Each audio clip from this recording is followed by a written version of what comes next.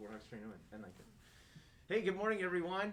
This is Colonel Wilson again. Happy Friday here with my wingman, Chief Morgan. As always, you can see we're back from Keesler. Had a good trip, had a good visit, but we happy to be home as well.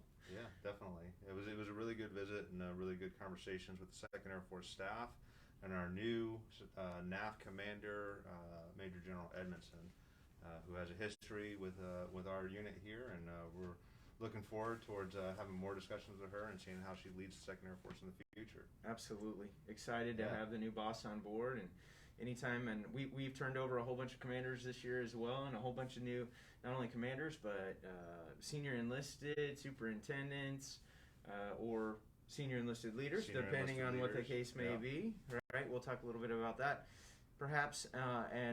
Anyway, so it's just always good to get a good fresh look of things, and so we balance that. We balance that fresh look with military that come and go fairly often, with our continuity and the institutional knowledge here. And so we've got a special guest today, Miss Jennifer Bear, who has been around the 37 Training Wing for a little bit, but J Bear, as she is affectionately referred to, is a part of our plans and program shop. She is in charge of the 37 Training Wings Improvement and Innovation section and cell, ultimately. But she's been around a bit. J Bear, would you mind going over some of your experiences here in the 37 Training Wing in the Air Force? Well, I came to the 37 Training Wing in 1995 as an MTI. I was on the line for 2.5 years. Spent a year as a military drill and ceremonies NCO. Then became a section supervisor for the last 1.5 years, now in IS. Came back to the wing in 2004 as the IAAFA First Sergeant. Transitioned over back to BMT as the Group First Sergeant and also the TRIS First Sergeant. And then retired. Came back as civil service in 2008. In BMT as a resource manager, came up to the wing staff in 2015. Yeah, so we see this fairly often, that where there's something about the 37th Training Wing in BMT. So you were on a line instructor, you were an IS, you're MD&C. These are like some very prestigious, highly coveted positions for our military training instructors. It means that she was on top of her game as an MTI for sure. And then ultimately decided to move on to do your civilian career, and then hung around, and we see a lot of our civil service members who were MTIs or members of the wing, who hang out, and I think that's just because there's something special about this wing, and something special about BMT, and just to be a part of it, I think is my take on it. I don't want to put words in your mouth, but any thoughts on why did you stay, or what was the transition like? Any feelings or thoughts on that? Like you said, sir, I really love what this wing does. You know, I will always have an affinity to BMT, given I went through BMT as a young trainee and came back as an MTI. I love what this wing does and what it gets after across the board, and I'm just really happy to be a part of it. Well, we're grateful that we have you again to provide some of that continuity, but also, you know, I just see you come into work every day. Jay Bird just works right across the hallway from me, and Chief, and just the enthusiasm that you approach your job with. So I love that, and we're going to talk about innovation a little bit today and some of the innovation efforts that are going on in the 37th Training Wing. I noticed that there's a submission period. So first off, we are in the process of standing up our own Spark Cell. Here, is that right? And would you explain, because before I got in this job, I was not necessarily completely aware of everything that's going on in the world of innovation within the Air Force and DoD, and then specifically within our wing. Would you talk a little bit about the Spark Cell and what that looks like and what that consists of? Well, the Spark Cell idea initially was, let's get ideas, let's float ideas, and basically these ideas are pain points for everybody doing the day-to-day job, whether that's turning wrenches, dealing with paperwork, whatever the case is. So they had these ideas of making it better, or can we introduce maybe a piece of tech to make it a little bit faster, a little bit easier, and save the Air Force some money. Right. So that's where the Spark Cells kind of came to fruition is, all right, we've got these ideas. Now the Spark Cells help you develop the ideas and connect you with the right individuals or the right agencies to help you push that forward. And part of that came into the Spark Tank, which is big Air Force level, and they do the competition once a year. And we just so happen that the submissions for the 2022 Spark Tank opened up yesterday on the new GAIN platform, and that's the Guardian and Airman Innovation Network. And I will be sending out the URL so that everybody can log in, tool around in it, and if you have some ideas, have some submissions, the cutoff date is 1 October of this year. And then everybody, all the local Spark Cells that have individuals that submit ideas, we will get notified and we will help you refine your ideas and go forward. So a couple different things going on here where we need people to participate. Yeah. First off, I've always said it's one thing to come up with a good idea, and I'm not take credit for this, but this is something that I believe in actually pretty strongly. It's one thing to come up with a good idea, but it's another thing as a supervisor or a mentor to recognize a good idea and help promote that good idea, right? So we got so many smart airmen. Best thing about this wing, one of the best things, is selectively manned. Super smart, intelligent human beings here that operate at a very high level. So when they come up with great ideas, we need to be able to promote those, whether it's their supervisors, their superintendents, senior enlisted leaders, commanders, whatever it is, and then take it and put it somewhere. Well, this is that somewhere, right. When they do have those ideas. So we're looking for innovative ideas for the Spark Cell, and then ultimately, hopefully, feed into the Spark Tank. Right now, we're still getting our Spark Cell together. Chief and I signed out a memo not too long ago that officially charters that and gets that going with you heading it up on our behalf and try and get things going there.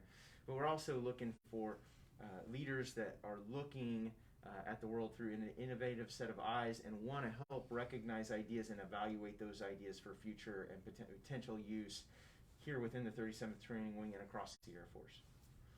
Is that fair? Yes, sir. And that's part of the Spark Mentorship Group that we are actually going to look for members to join that mentorship group and help our airmen, big area airmen, help refine their ideas. And some of the ideas we may be able to fund at our level. Some of the other ideas, if they have enterprise-wide impacts, could potentially get into the Spark Tank and go before the Chief of Staff of the Air Force, the Secretary of the Air Force, and the Chief Master Sergeant of the Air Force for big bucks. Yeah. So this is actually really cool. One of the things I believe in is that our younger generation, they're typically the closest that's to the problem. And it doesn't matter if they're civilian, if they're an officer, or if they're an enlisted airman. If you're closest to the problem, then you probably have some ideas on how to fix it. And this is just a great way to, one, codify your idea, but two, get some help in actually fleshing it out and seeing how you can turn that idea into a reality. And the impacts that you might have, I mean, they might be within your unit, they might be across the Air Force. So this is a really cool opportunity and a really good way to kind of flex your mind a little bit and get some help and taking your ideas and really just turning it into something special in the real world. So yeah, this is a little exciting for me. Way exciting. It is. There's a lot going on in innovation, but one thing I think that I like to talk about is the difference in innovation and technology. We get these things confused quite a bit, right? There's a lot of technology platforms, but it's not necessarily the technology that's the important piece. It's the process. It's the process improvement, and it's the end state that we're trying to achieve that then will help charter what we're going to do, what technology is required. And you never know. There may already be technology that will meet that need, but it's identifying where it's needed and what the better outcome is. And I'll use some examples from the last 16 to 18 months, which is our wing has just done nothing but innovation to be able to execute its mission. Now, the best driver for innovation is always necessity, right? Right? Yeah. Invention. Necessity is the mother of invention. There you are. Thank Yes. you, Chief. Thank you. Perfect. So that is true, and we've had necessity, and we've innovated, and some of it's been using technology, but technology is a throughput. It is a platform. The end state is the delivery of our training platforms and curriculum to our students and our airmen, right?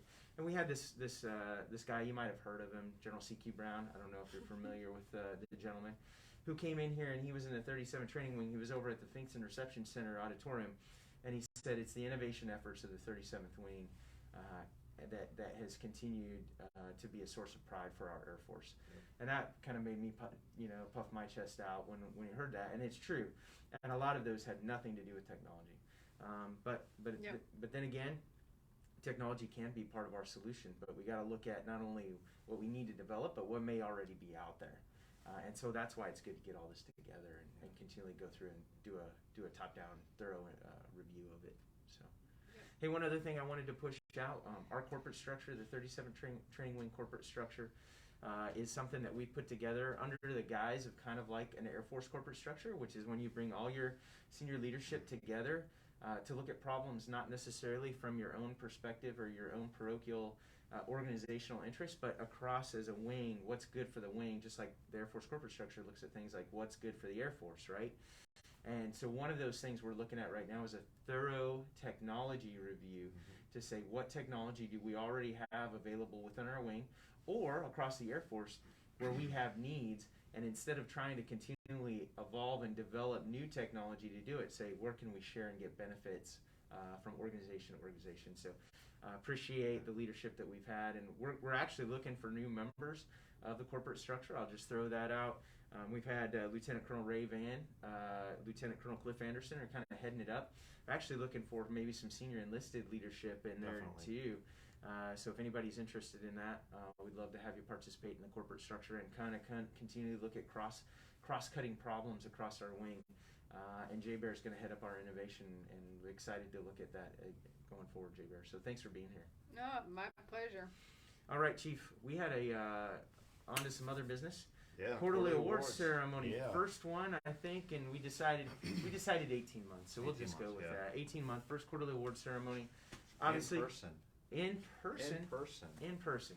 We had this Spirit Award thing that had been sitting outside our door here forever, and we're like, man, maybe we should use that thing and get that going and get that employed a little bit. So I loved it.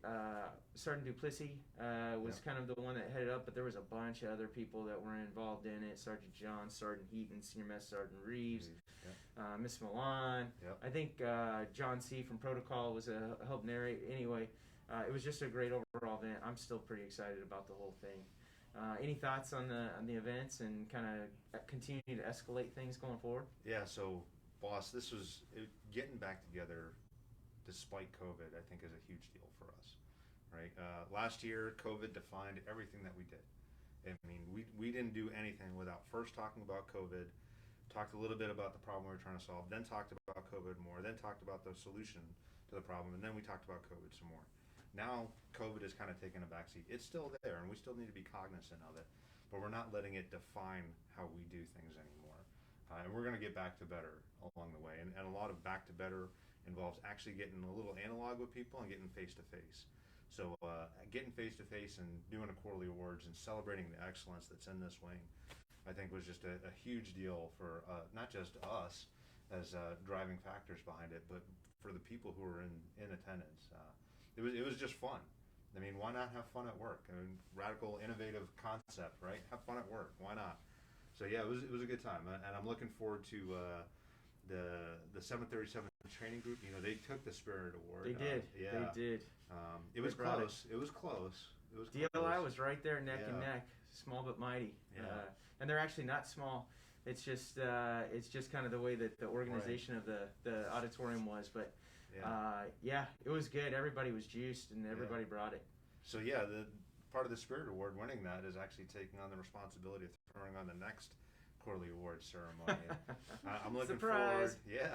I just hope we didn't dampen future participation. No, I think once they start saying that they have the ability to show off their teams and actually be creative and fun, I think this is going to become how can we do a little bit better than the last group? How can we be the one who's controlling this? How can we be the one who's setting this tone and the stage for the culture that we have in this wing? So I'm looking forward to it. I really am. I want to see what they come up with. I love what you had to say there about kind of COVID, and I call it grabbing the initiative. I kind of think of it through the lens of PME. Oh my gosh, that's pretty sad. But I do, whether it's Sun Tzu or Clausewitz, it's always about having the initiative and making your enemy react off of you and grabbing it.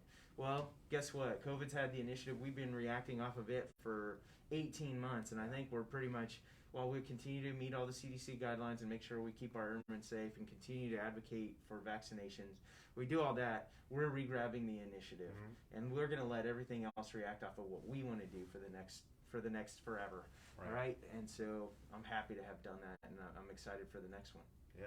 But we did actually have some winners. We did have winners. In addition to us to the event itself, we actually had some winners. I think we're going to read some names. Yeah. Do you want to start off? I'm going to start? Yeah. Yeah. All right. So the winner of the quarterly award in the junior enlisted category is Airman First Class Khalil Wynn Clark from the 737th Training Group. Congrats. Congrats. The winner of the non-commissioned officer is Tech Sergeant Cody Berry from the 37th Training Group. Congratulations. And the winner for the senior non-commissioned officer is Master Sergeant Derek Modisette from the 737th Training Group.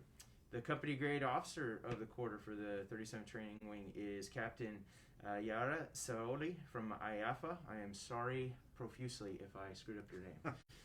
Our field grade officer of the quarter is Major Aras Pineda from the 737th Training Group. The civilian supervisory, non-supervisory Category 1 is Mr. Cameron Reynolds from the 37th Training Group. Congratulations. And our civilian non-supervisory Category 2 is Miss Lisa Thompson from the 637th Training Group, DLI. DLI, congrats. The civilian non-supervisory Category 3 is Mr. Cesar Rivera Delgado from the 37th Training Group. Congratulations. And our civilian supervisory Category 1 is Mr. Gary Cheney from the 37th Training Group. Congrats. Our civilian supervisory Category 2 is Mr. Blake Seacamp from the 37th Training Group. Congratulations.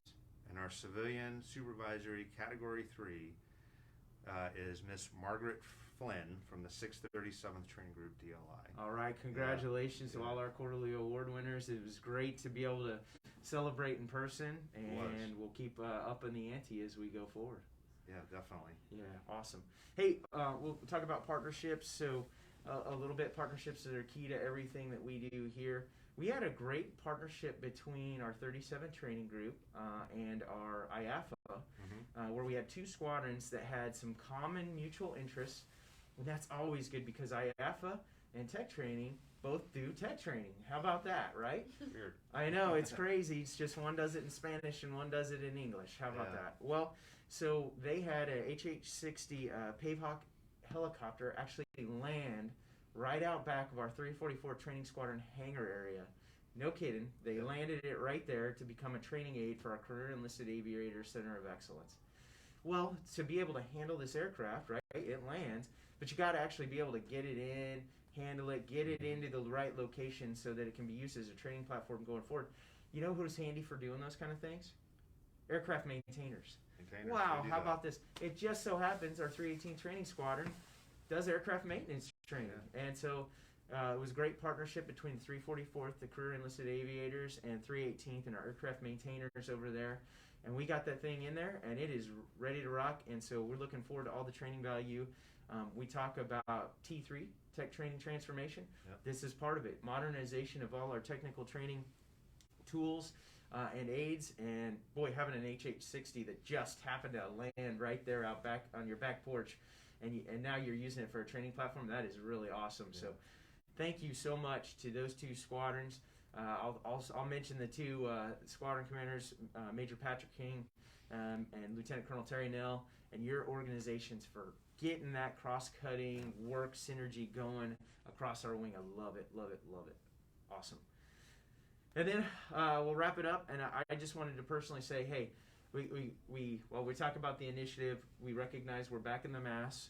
We have been for a while. We have a mandate for all internal, all indoor operations to continue mask use, which started again last week. That's for those that are vaccinated or non-vaccinated. We just continue to encourage our Warhawks and everybody else out there to consider getting vaccinated. I would offer up that I am vaccinated, and my family is vaccinated. I am happy that they are vaccinated. Recognize that each person, it's kind of a personal choice at this point in time, but also just say, hey, in order to protect yourselves, protect your family, protect your airmen, protect your students, protect your trainees, I encourage you to get vaccinated for what that's worth. Yeah, I couldn't agree more, boss. So I'll tell a little personal story. In November of last year, before the vaccine was widely available, my whole family, we contracted COVID-19. Some of us did not have the best of times with that, and it kind of took us down for a couple of weeks. But we bounced back. Then February this year, the vaccine was made available, and after our first responders and our Tier 1 Alpha folks got all vaccinated, I was one of the first people in line to get it. Mm-hmm. I mean, to me, this is about health. It's not just about your health. This is about me and my family's health. Right. So it really, I know there's a lot of conversations within the department right now about what we may do and what we're going to do.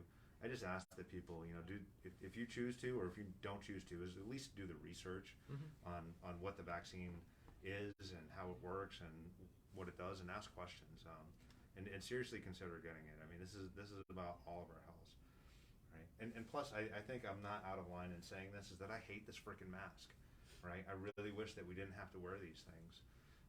So the more that we can do to protect ourselves and get out of things like this, and get out of 40% occupancy, and get back to the best things about being in the military, coming together and building that connective tissue, the better we'll all be. I couldn't agree more. I think, like you said, just do the research and make your own decisions. I think that's all we're looking at this point in time. And anyway, thanks for the conversation on it. Sure. Thanks for a great Freeform Friday. I think that is Season 2, Episode 4, overall Chapter 48. I'm going to say, I believe it's 48. So we've almost made it to 50. Awesome. So thanks behind the scenes to Miss Brittany Warwick, who helps set this up each week. Brittany, any chance we had any questions come in while we were on? No, I think we're good. Okay, great. Hey, thanks so much to everybody that's out there watching, and appreciate all our Warhawks and everything you do each and every day. Warhawks train to win. We are out.